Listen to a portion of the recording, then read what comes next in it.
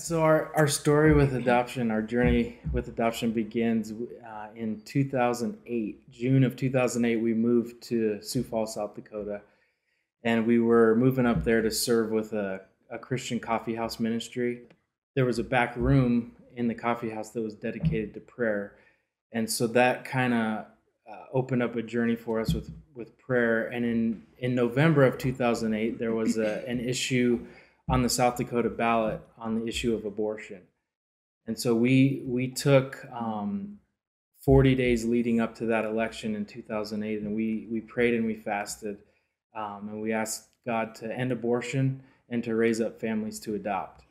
And it was actually at the end of that 40 days, we felt the Lord say, okay, go ahead, become the answer to that prayer. And ended up, we learned about a little boy on the other side of the world that had Down syndrome. He was born in Serbia, and his parents, as soon as he was born, his parents didn't want him. So they signed off their rights for him, and he lived in an orphanage for 2 years. Yeah, so we got pregnant during our 15-month adoption, and it turned out that both our boys came within 6 weeks of each other. When we first found out that we were pregnant, we started telling everybody, we're pregnant, and it was really just hard for me because right away a lot of people just asked. The first thing so many people said is, so you're not going to get Malachi? And I was so upset by that because it's like this was never about us not being able to get pregnant. This was a rescue mission. I mean, I wonder if when the plan got out in heaven of what the Lord was up to and how he was going to send Jesus down to earth, if there was an angel that came up and approached God and just even questioned him, like, you're going to send your son down there to rescue them, to adopt these people that are so messy, and then you're going to bring them to your family. And I just picture the father the whole time just saying, yes, because I love them. It was October 14th that he was legally ours. When we first met Malachi, he had spent the first 2 years of his life, laying in a crib. And we were told by some of the people that worked in the orphanage that he had gone outside 2 times in his life. But now every day, Malachi is doing things and seeing things, experiencing life, and getting to do things that he never would have gotten to do.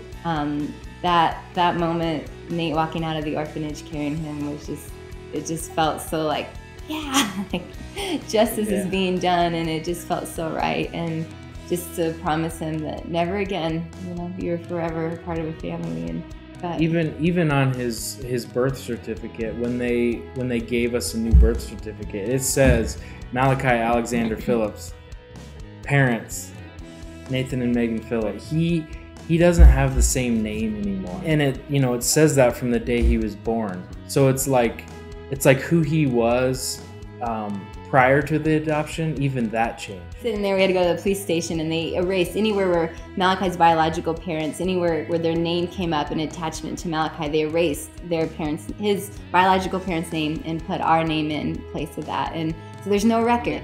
That's the power of adoption, that it goes both ways. It covers the future and the past. Isaiah 54, I think verses 8, right in there, it talks about the definition of a true fast. Talks about loosing the chains of injustice, untying the cords of the yoke.